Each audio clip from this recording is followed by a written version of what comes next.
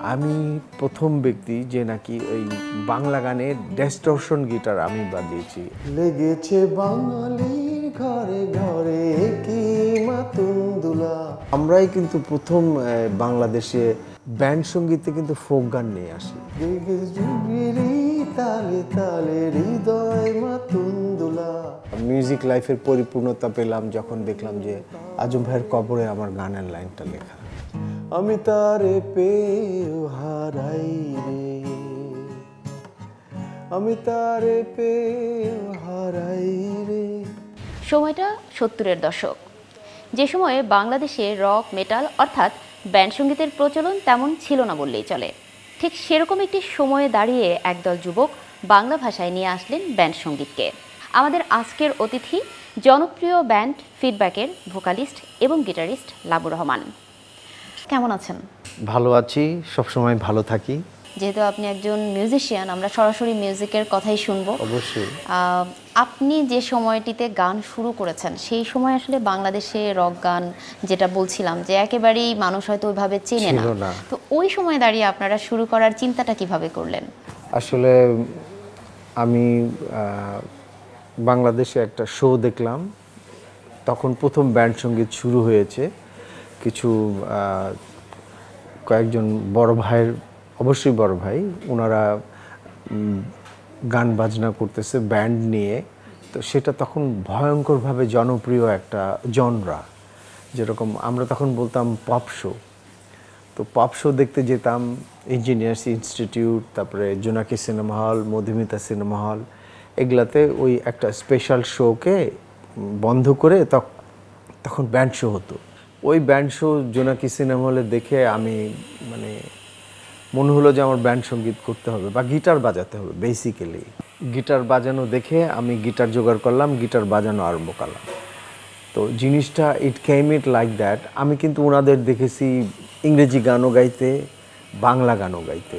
আজম খান ছিল, ফেরদৌস ওয়াহিদ ছিল, ফিরোজ শাহী ছিল, উইন্ডি সাইড অফ কেয়ারও ছিল। তো আমি বাংলা এবং ইংরেজি দুটাই শুনলাম, শুনে তো আত্মহারা হয়। যাই হোক, আমি ভাবলাম যে আমার গিটার বাজাতে হবে। গিটার নিলাম, বাজানো আরম্ভ করলাম। কিছু বাজানোর পরে আবিষ্কার করলাম যে এটা তো আসলে দেশীয় ইনস্ট্রুমেন্ট না, এটা তো ওয়েস্টার্ন ইনস্ট্রুমেন্ট। তা আমাকে এটা যদি পুরোপুরি রপ্ত করতে হয় তাহলে আমাকে তো ওয়েস্টার্ন গানই বাজাইতে হবে, ইংরেজি গানই বাজাইতে হবে। তখন আমি ইংরেজি গান তোলা আরম্ভ করলাম। আমি প্রথম ব্যক্তি যে নাকি ওই বাংলা গানের ডিস্টরশন গিটার আমি বাজিয়েছি। এর আগে কিন্তু কোনো ডিস্টরশন দিয়ে গিটার দিয়ে কিন্তু বাংলা গানে বাজাতে হতো না। এই গিটারটা কি আসলে? এটা ইলেকট্রিক গিটার। আচ্ছা আচ্ছা আচ্ছা, ইলেকট্রিক গিটার দিয়ে আপনি প্রথম বাংলা গানের সাথে বাজিয়েছিলেন। ডিস্টরশন ইউজ করেছি। ওই যে হেভি মেটাল যেই সাউন্ডটা আছে না, বা মেটাল সাউন্ড যেটা, গিটারের ডিস্টরশন সাউন্ড যেটা, ওটা আমি বাংলা গানে কিন্তু প্রথম আমি বাজিয়েছি। তা আস্তে আস্তে এটা পিপল স্টার্টেড লাইকিং ইট, তখন সবাই আস্তে আস্তে বাজানো আরম্ভ করে। তো যাই হোক, এভাবেই বাজানো হচ্ছে আমার। প্রথম আমার কিছু বন্ধু বান্ধবদের নিয়ে আমি নিজেরাই প্র্যাকটিস করতাম, তাতে আমার প্র্যাকটিস হতো আর কি, ওরা আমাকে সঙ্গত করতো। পরবর্তীতে আমি ফিল্মে ঢুকলাম, এই অর্কেস্ট্রাগুলোতে বাজালাম। তারপরে আস্তে আস্তে আমার কিছু বন্ধু বান্ধব বললো যে চলো ব্যান্ড করি, তখন ব্যান্ড করলাম। আমার প্রথম ব্যান্ড ছিল, অনেকগুলো ব্যান্ডই করেছি আমি আমার জীবনে, তবে সবচেয়ে মজার ব্যাপার প্রথম ব্যান্ড ছিল আনন্দ নামে একটা ব্যান্ড। সেই ব্যান্ডে গায়ক ছিল ওই যে মুক অভিনয় করে পার্থপ্রতিম মজুমদার, উনি ছিলেন আমার ব্যান্ডের গায়ক। 86-এর শেষের দিকে মাকসুদ আমাকে প্রপোজ করলো। তো এর আগে কিন্তু ফিডব্যাক কিন্তু কোথাও বাজায় নাই বাইরে, ওরা শুধু হোটেলেই বাজাতো।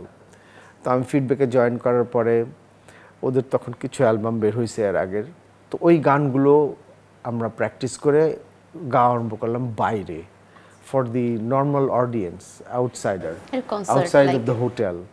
তো এই কনসার্ট এগুলোতে বাজানো আরম্ভ করলাম। তো ওগুলো বাজানোতেই অনেকেই কিন্তু মনে করে যে আমি বোধহয় ফিডব্যাকের প্রথম গিটারিস্ট। আসলে আমি না, আমার আগে সেলিম হায়দার ছিল। কিন্তু ও কিন্তু ছেড়ে দেওয়ার পরে আমি যখন ঢুকি তখন we have started playing outside the hotel, তখন এই জন্য মানুষ আমাকেই বেশি করে। তবে এখনও আছি ফিডব্যাকের সাথে, বাজিয়ে যাচ্ছি, কিছু গান করেছি আমিও।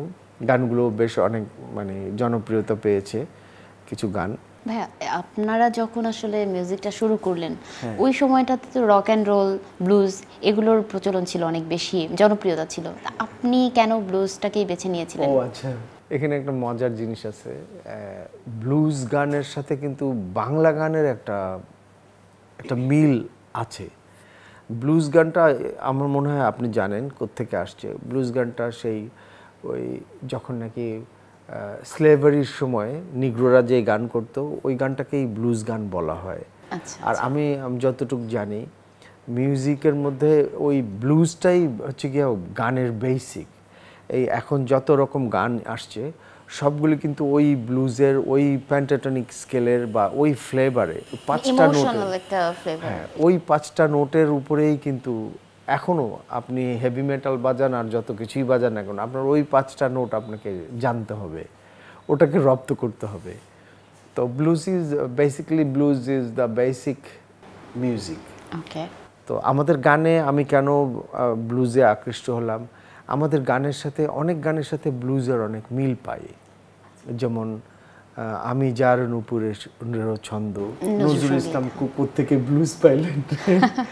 তারপরে অনেক গান আছে, তার মধ্যে আমি হয়তো আরেকটা গান বলতে পারি যেরকম ও নদীরে লা টা রা রা রা রা, দিস ইজ পেন্টাটনিক স্কেল। তারপরে যেটা বললাম এই আমি যারা নূপুরের ছন্দ তা টা রা রা রা রা রা রা রা রা রা রা, these are all pentatonic scale. So basically গান আসছে কিন্তু ওই স্কেল থেকে। হয়তো এটা বাংলায় এটা কোনো রাগও আছে, আমি ঠিক জানি না। আমি জানি একটা রাগ আছে, কিন্তু কোন রাগ সেটা আমি বলতে পারবো না এই মুহূর্তে। সো আমি দেখলাম যে ব্লুজের ভিতরেই বাংলার ফ্লেভারটা। আর আরও অনেকগুলি জনরা যেগুলো আছে, মনে করেন যে হেভি মেটাল এখন ছেলেপেলেরা শুনে, কারণ দে আন্ডারস্ট্যান্ড দিস। ওই সময় হেভি মেটালের জন্ম হয়নি, তখন জন্ম হয়েছে জ্যাজ, ব্লুজ আর মনে করেন কান্ট্রি আর সফট রক যেগুলো। আমি ওগুলো খুব ভালো বুঝি। জ্যাজ আমাদের দেশে পপুলার না, কারণ আমাদের দেশের মানুষের ক্যারেক্টারের সঙ্গে জ্যাজ মিউজিকটা যায় না, সেজন্য ওটা মানুষ ওরকমভাবে গ্রহণ করতে পারেনি। ব্লুজটা যায় যেহেতু ব্লুজটা আমাদের লাইফস্টাইল, দৈনন্দিন চিন্তাধারা বা whatever everything it goes with this. Working people বা ইমোশন এটা টাচ করে বেশি, এই জন্য ব্লুজটা বেশি আমাদের দেশে সব গানের ভিতরেই কিন্তু ব্লুজ আছে। সো আমি ব্লুজটা বাজাতে আরও কমফোর্ট ফিল করি। প্রথম যে গানটা করেছিলাম ইন্ডিয়াতে বেশ সমাদৃত হয়েছে, মানে কিছু ইন্ডিয়ানরা, আমরা তো কলকাতাতে শো করতে গিয়েছি, তো ওখানে গান করেছি, তো আমাদের অ্যালবাম দিয়েছি, তো ওরা গান শুনে বলেছে যে this was a pure blues song. আমরা গানটা একটু না শুনলে বোধহয় অন্যায় হবে, গানটা একটু শোনা উচিত।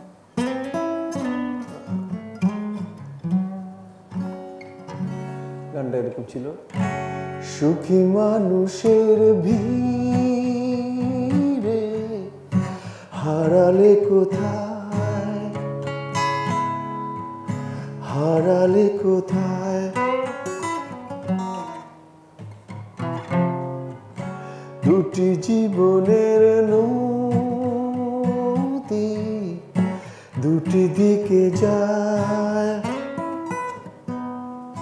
ভোরেরই হাওয়ায়।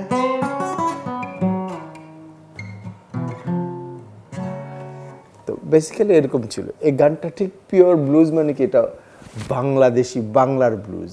কারণ আমরা তখন সবাই এভাবে বলতাম যে ওয়েস্টার্ন মিউজিক বাজাইতে হইলে তোমাকে কাটলেট খাইতে হবে, পাস্তা খাইতে হবে, আমরা খাই ভাত। সো আমরা যত কিছুই বাজাই না কেন ওর ভিতরে ভাতের গন্ধ থাকবে। মানে আপনারা প্যাটার্নটা ভেঙে নিয়ে আসলেন, ভাতের মধ্যেও যে ওয়েস্টার্ন বিষয়টাকে নিয়ে আসা যায়। সো আমরা যেসব গানগুলো করেছি ফিডব্যাকের, সেই গানগুলোর ভিতরে ওয়েস্টার্ন ফরমেশনটা সম্পূর্ণ রয়েছে, কিন্তু ওটার মধ্যে বাংলার একটা ফ্লেভার ছিল, স্মেল ছিল, বাংলার একটা স্মেল। যেহেতু আমি সারা জনম বাংলা গান শুনে বড় হয়েছি, সেই মান্না দে বলেন, হেমন্ত বলেন, কিশোর কুমার বলেন, ওদের মোটামুটি সমস্ত গানই শোনা। হ্যাঁ, তো তাতে হয়েছে কি, I have that Bangla thing inside. তো আমি এখন যতই ওয়েস্টার্ন বাজাই, আমার ভিতরে বাংলাটা একটু কাজ করবে। যেহেতু বিদেশিরা যখন আমাদের গিটার শুনে তখন ওরা বলে যে ইট সাউন্ডস ডিফারেন্ট। হ্যাঁ, but it's lovely, but it sounds different. It's because ওই যে ভাতের বাংলা গন্ধটা, টেস্টটা রয়ে গেছে। ভাতের গন্ধটা। আর এইটা মনে হয় যে শুরুর দিকে ব্যান্ড সঙ্গীত নিয়ে তো এক শ্রেণীর মানুষের একটা ছিল এক ধরনের নাক সিটকানো একটা ভাব, কিন্তু ওইটাকে পাশে রেখে আপনারা যে এত জনপ্রিয় সেই থেকে আজ অবধি, এটার মধ্যে ওইটাই মনে হয় আসল কারণ, ওই যে বাংলা একটা টেস্ট আপনারা বাংলার ধরে টেস্ট, রেখেছেন। সেটাই হয়তো আজকে এই পর্যন্ত নিয়ে এসছে। মেলায় যাই রে গানটা নিয়ে আমি প্রশ্নই করতাম। ওই গানটা মানে অদ্ভুত একটা গান, যে আমার মনে হয় বাঙালি উৎসব কিংবা মেলার জন্য এর থেকে জনপ্রিয় গান আজ অব্দি আর দ্বিতীয়টা আছে কিনা এর থেকে জনপ্রিয়, আবার বিশ্বাস সেরকমটা নেই। তো ওই গানটা হয়তো যখন আছে, হয়তো অনেকেই করেছে, কিন্তু ওইটাকে সাবসাইড করতে পারেনি। ওইটা যখন আপনারা প্রথম প্রকাশ করলেন প্রায় 1990-এর দিকে, তারপরে যখন মানুষ শুনলো এবং অ্যাকসেপ্ট করলো, ওই অনুভূতিটা কেমন ছিল আসলে? এটা অন্য ধরনের ফিলিংস। মনে করেন যে একটা সন্তান জন্ম দেওয়ার যে অনুভূতি হয়, আমাদের প্রতিটা গান জন্ম দেওয়ার মধ্যে আমরা ওই অনুভূতিটা পাই যে yes, we have done something really great, এবং এটা আমাদের সন্তান।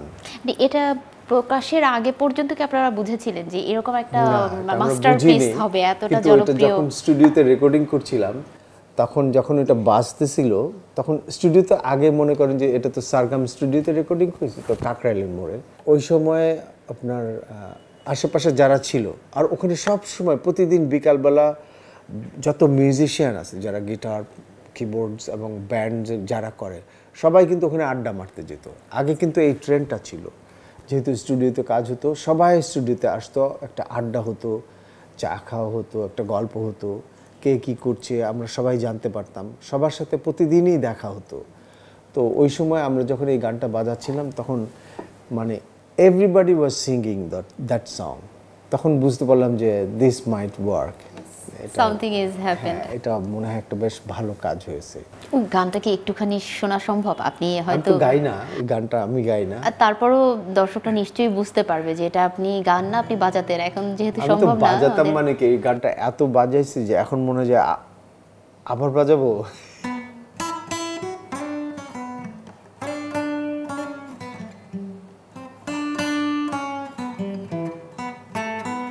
লেগেছে বাঙালির ঘরে ঘরে কি মাতুন দুলা,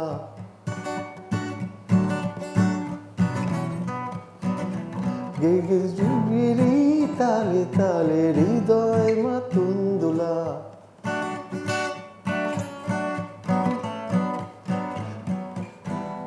তবে কি বছর ঘুরে এলো, আর এক প্রভাতে ফিরে এলো, সুরের মঞ্জুরি পলাশে মূল গাছে লেগেছে আগুন, এ বুঝি বৈশাখেলে শুনি মেলা যারা মেলা যারে। এই তো এরকমই গান। এক সময় আপনি আজম খানের সাথে কাজ করতেন, হ্যাঁ। বাজাতেন, সেই সময়টা তার সাথে যে সেখানে সম্পর্কটা আজম বলতেন। ভাইয়ের সঙ্গে বাজাতাম আমি। ওই যে যেই গ্রুপটা নিয়ে আমি, যারা আমাকে সাপোর্ট দিত, প্র্যাকটিস করতাম, তাদেরকে নিয়ে আমি আজম ভাইয়ের সঙ্গে বাজালাম। আজম ভাই একদিন আমাকে বললো, ফোন করলো যে আসো। তো গেলাম। যে তখন উনি সিদ্ধেশ্বরী বাসা থাকতেন, তো একটু অসুস্থ ছিলেন। তখন বললেন যে চলো প্র্যাকটিস করি। উনি আমার গিটার শুনে বললেন যে চলো প্র্যাকটিস করি, কালকে থেকেই প্র্যাকটিস। আমি স্যার ঠিক আছে, বাহ। অসুবিধা নেই।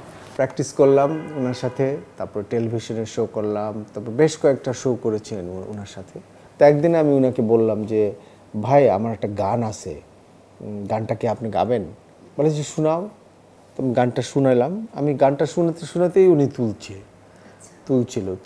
তুলে উনি গানটা গাইলো, বলে যে এই গানটা আমি গাবো। তারপর থেকে উনি এই গানটা গাওয়া আরম্ভ করলেন। তো আমার লেখা, আমার সুর করা, আমার বন্ধুদেরকে নিয়েই করা। তো যেহেতু একসঙ্গেই থাকতাম সারাদিন, তো একসঙ্গেই করা। তো গানটা আজম ভাই গাইলো, ফেমাস হলো। তো আমি সবচেয়ে বেশি আমার জীবনে তৃপ্তি মানে কি, আমার জীবনে পরিপূর্ণতা, মিউজিক লাইফের পরিপূর্ণতা পেলাম যখন দেখলাম যে আজম ভাইয়ের কবরে আমার গানের লাইনটা লেখা। ও মাই গড, গানটা ছিল আমি যারে চাই রে সে থাকে মোরে অন্তরে। আসলে যত গান সব যত সহজ হয় মানুষ কিন্তু আরো সহজেই কিন্তু রিসিভ করতে পারে, গাইতেও পারে।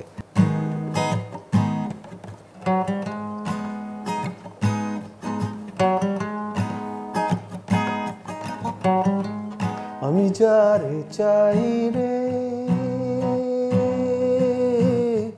সে থাকে মোরি অন্তরে, আমি যারে চাই রে সে থাকে মোরি অন্তরে, আমি তারে পেয়ে হারাই রে,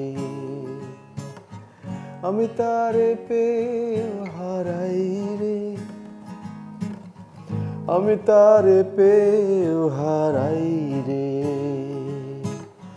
আমি তারে পেয়ে হারাই রে, আমি যারে চাই রে সে থাকে মোরি অন্তরে।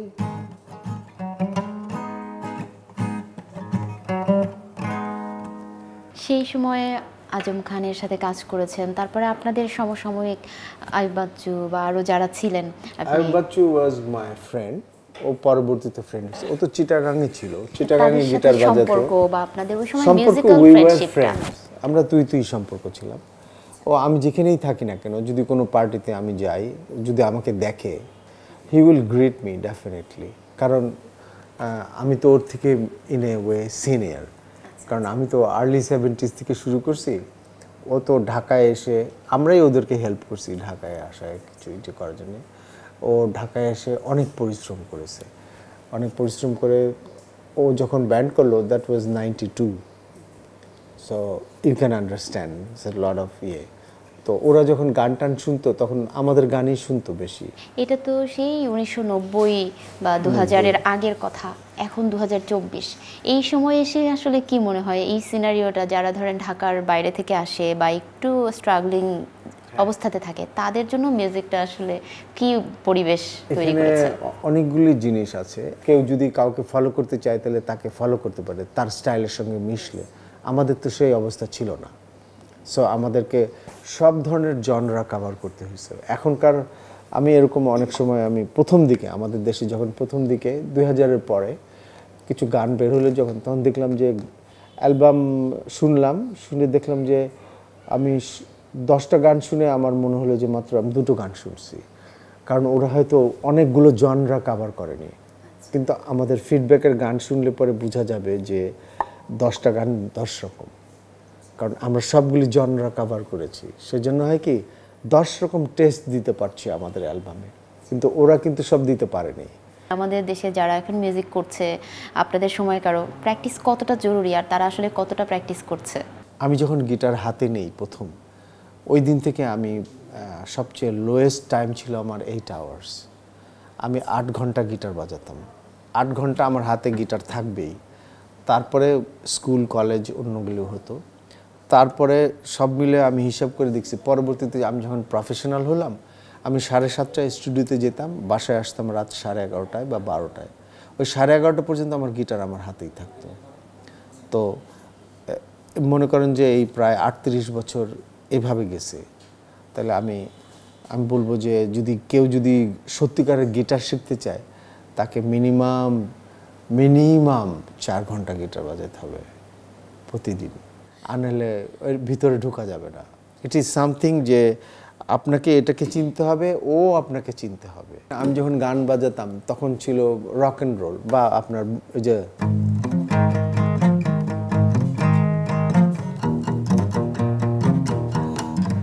এটা রক অ্যান্ড রোল। তারপর প্রথম হচ্ছে Dustman had a barrel in the marketplace, Molly was the singer in his band. আমি জানি না শুনছেন কিনা, এটা বিটলসের গান, হ্যাঁ, ও ব্লাডি ও ব্লাডা। So I use to pick up this songs and play. তো গাইতে গাইতে এগুলো তুলতেই আস্তে আস্তে, আমি জীবনে কোনোদিন কোনো গান শিখিনি কোথাও, কিন্তু আমি I can do one thing, যেগুলো নাকি যারা গান করে এবং করছে ওদের যেগুলো করা উচিত আর কি, ভোকাল ট্রেনিং, আমাদের দেশে ভোকাল ট্রেনিং নাই। এখন অনেক ইনস্টিটিউশন হয়েছে মিউজিকের উপরেও, কিন্তু সেইখানে আসলে ব্যান্ড মিউজিকটা কোন পর্যায়ে আছে, কতটুকু নিয়ে আসা হচ্ছে আপনার মনে হচ্ছে? ব্যান্ড মিউজিকটা নেই আমাদের দেশে। ব্যান্ড মিউজিক না বলে আমি বলবো যে মডার্ন মিউজিক ইনস্টিটিউশন নাই আমাদের দেশে। যারা শিখছে, গান করছে অনেকেই, সবাই কিন্তু ওদের স্কুল কিন্তু ইউটিউব। শুধু ইউটিউবে আসলে হয় না। যদিও আমি সেলফ টট, তারপরেও আমি শিখেছি, আমি দেখেছি। আমি বড় বড় শোতে গেছি, বড় বড় মানুষের বাজানো দেখেছি, how they play, how they manage everything on the stage. হ্যাঁ, আমি এগুলো দেখে তো শিখছি। মানুষ তো আল্লাহর থেকে তো আর শিখে না, দেখে দেখে বা পড়তে হয়। আমি পড়ছি প্রচুর, হিউজ বই পড়ছি আমি। I still have lots of books. তো আমাদের দেশে ইনস্টিটিউশন নেই, এটা আমাদের সবচেয়ে বড় একটা ক্ষতির কারণ। আর এই ইনস্টিটিউশন করার জন্য কেউ আগ্রহী না, কেউ করতে চায় না। মনে করে যে ইনস্টিটিউশন করলে বোধহয় ওর লাইফ শেষ হয়ে গেছে, সবাই ভাববে। যেগুলো আছে সেখানেও ব্যান্ড বা ওই যে মডার্ন মিউজিকটা আসলে কম, এটা কেন, বা এটা নিয়ে আসলে কাজ এটা নিয়ে করা কেউ উচিত চিন্তা কতটা? করছে না। তবে আমি চিন্তা করছি ইদানিং যে আমার এখন শেষ সময়, তবে শুধু শেষ সময় না, আই প্লে এ লট। আমার স্টুডিও আছে, আমি কাজ করি, ব্যান্ড আছে, বাজাই। কিন্তু তারপরে আমার মনে হয়েছে যে আমি তো অনেক কিছু পাইছি, আমি এই জগৎ থেকে অনেক কিছু পাইছি। আমি তো কিছু মিউজিশিয়ানকে কিছু প্রপারলি মিউজিক শিখাই যাইতে পারি, অ্যাটলিস্ট গিটারটা তো শিখাইতে পারি, মিউজিকের কিছু। So I am thinking about going for a school, যেটাতে আমি প্রপারলি মডার্ন মিউজিক স্কুল হবে। So I will teach some students যারা নাকি, তবে হ্যাঁ, কিছু শর্ত ছাড়া আমি শিখাই না। যেরকম আমার কাছে শিখতে হলে যেটুকু সময় দিতে হবে এবং ইনভলভমেন্ট থাকতে হবে, সেটা থাকতে হবে, আনলে আমি শেখাবো না। ব্যান্ড মিউজিকের শুরুটা, উত্থান, সেই গল্প শুনেছি, কিন্তু অনেক সংকটকালীন সময় তো নিশ্চয়ই পার হয়েছে। সেই অবশ্যই। সংকটগুলো নিয়ে যদি একটু কথা বলতেন। সংকট ছিল, আমাদের দেশে ইনস্ট্রুমেন্টের দোকান ছিল না, তার ছিল না। আমার একবার খেয়াল আছে, আমি এক জায়গায় আমাকে বাজাতেই হবে এখন, তখন এই 3 নম্বর তার ছিঁড়ে গিয়েছিল। আমি তখন ওই যে বেড়ার যে গুণা আছে না, গুণা লাগায় তারপর বাজিয়েছিলাম। পরবর্তীতে আমি সেতারের তার ইউজ করতাম। তারপরে আস্তে আস্তে তো মানুষ তো বাইরে থেকে নিয়ে আসা আরম্ভ করলো। তারপর আমি বাইরে যেতাম যখন, তখন আমি প্রচুর পরিমাণে কিনে নিয়ে আসতাম। আপনার ব্যক্তিগত অভিজ্ঞতা জানলাম, কিন্তু আমি যদি বলি একদম বাংলাদেশের প্রেক্ষাপটে ব্যান্ড মিউজিকের যে একটা সংকট ছিল, বা এখনো যাচ্ছে হয়তো বিভিন্ন না, জায়গা এখন আর থেকে, সেই সেই সংকট নাই। কিন্তু সেই কথাটি সংকট ছিল যখন, এবং এখন কি অবস্থায় আছে? সংকট ছিল কারণ আমরা একটু বোম্বে নির্ভরশীল হয়ে পড়ছিলাম। যেহেতু ওই যে বোম্বের কিছু হিট করা গান বাংলায় ট্রান্সলেট হয়ে যখন গাওয়া আরম্ভ করলো, তখন এখানে একটা আপনার ওই যে টপ 10-এর একটা হিড়িক পড়ে গেল। তখন ওই সময় বাংলা গানের এই ব্যান্ড সঙ্গীতের একটা বেশ একটা ধস ছিল। তো ওই ধস আস্তে আস্তে কাটিয়ে উঠছে, নাই এখন আসে। এখন তো ব্যান্ড সঙ্গীত হলে পরে আপনি দেখেছেন কনসার্ট হলে পরে কীরকম মানুষ হয়, ভয়ঙ্কর মানুষ হয়। এই যে ভবিষ্যৎ ব্যান্ড মিউজিক, এটা নিয়ে আপনি কতটা আশাবাদী? আমি ভয়ঙ্কর আশাবাদী, কারণ অলরেডি মনে করেন যে আমরা ছড়িয়ে পড়ছি। আমি এই যে বিদেশে গেলে পরে আমি যেরকম মনে করেন যে একবার আমেরিকা গেলাম একটা শোতে, ওখানে দেখলাম যে ডায়ার স্ট্রেটসের শো হচ্ছে। তো দেখলাম যে এই রাস্তা দিয়ে যাওয়া যাবে না, যেতে হলে ঘুরে একটা রাস্তা আছে, শুধু ওই রাস্তা দিয়ে যাইতে হবে। তো আমি ওখানে যাওয়ার জন্য আমাকে বিশাল একটা পথ পাড়ি দিয়ে তারপরে যাইতে হয়েছে ওখানে। তা আমি জিজ্ঞেস করলাম যে এই রাস্তা বন্ধ কেন? বলছে এই শোর জন্য এই রাস্তা বন্ধ। তো ন্যাচারালি অনেকগুলি রাস্তা বন্ধ ছিল। তো এই জিনিসটা তো বাংলাদেশে কোনো অনুষ্ঠানে হলে পরে হয় না। বাংলাদেশে ওখানে অনুষ্ঠান হলে পরে কোথায় কে জানবে কোথায় কি অনুষ্ঠান হচ্ছে? তারপরেও কিন্তু হচ্ছে, প্রচুর মানুষ হচ্ছে এখন। এর মধ্যে জেমস গিয়েছিল শো করতে, ওখানে রাস্তাঘাট অনেকখানি বন্ধ ছিল, ভিড় ছিল প্রচুর। So this is good news, এটাই অর্জন, ব্যান্ড সঙ্গীতের অর্জন। It's a good news some kind of. আপনারা প্রথম ফিডব্যাক থেকে একদম শুরুর দিকটাতে দিনের আলো নিভে গেল এরকম একটা প্রায় 250 বছর আগের একটা ফোক মিউজিক করেছিলেন, ওই গানটার গল্পটা একটু শুনবো। আমরাই কিন্তু প্রথম বাংলাদেশে ব্যান্ড সঙ্গীতে কিন্তু ফোক গান নিয়ে আসি, এই দিনের আলো দিয়েই। আচ্ছা, এই গানটা দিয়ে আমরা ফোক গান নিয়ে আসি। পরবর্তীতে আমরা আরো ফোক গান করেছি অনেক, কিন্তু ব্যান্ড সঙ্গীতে ফোক গানের আবির্ভাব কিন্তু আমাদের পথ ধরেই আসছে। এটা কত সাল? এটা 91 হবে, 91 সালে। তো ওই গানটা কি এখন একটুখানি শোনা সম্ভব? একটু শোনানো, একটু বাজাতে পারি, কিন্তু গাওয়া তো আমার পক্ষে সম্ভব না।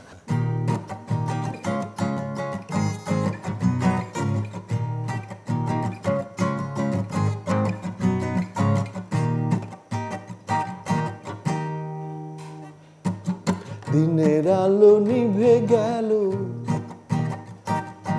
দিনের আলো নিভে গেল, দৌড়ের দোকান তোলো, ও বেলা গেল, এইবার তোমার আপন দেশে চলো, এইবার তোমার আপন দেশে চলো।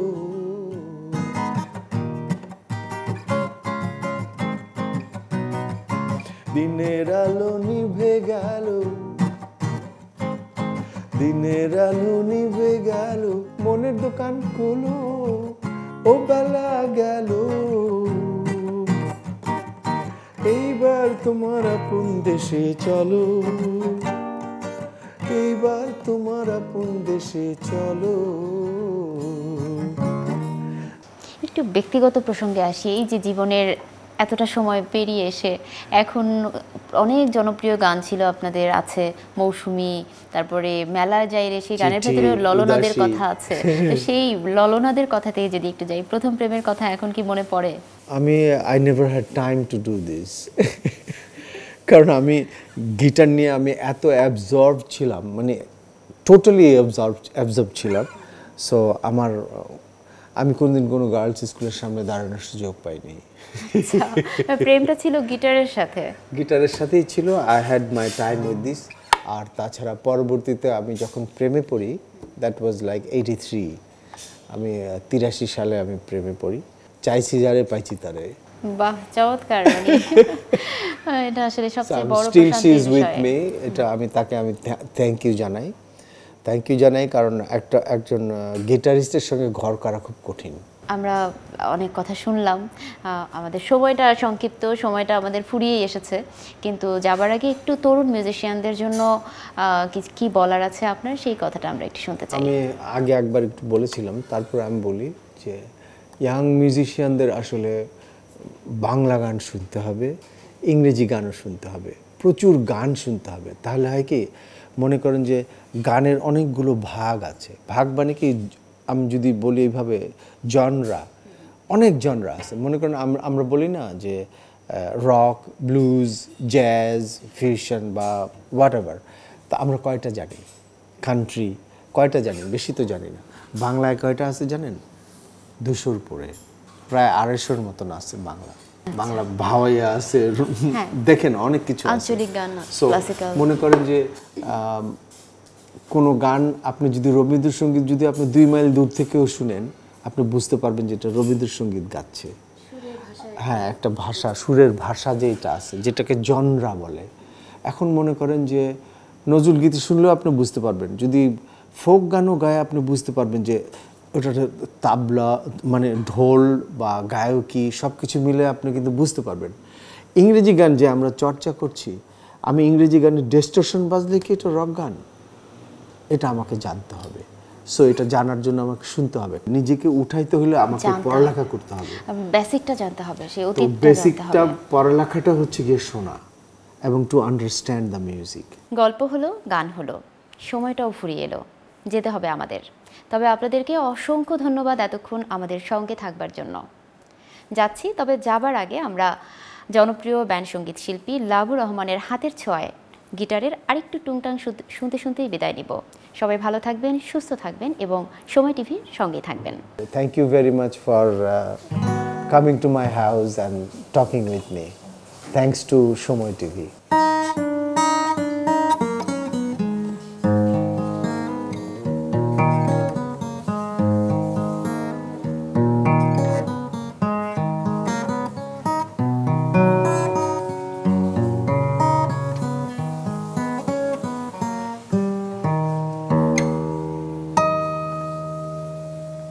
Thank you very much.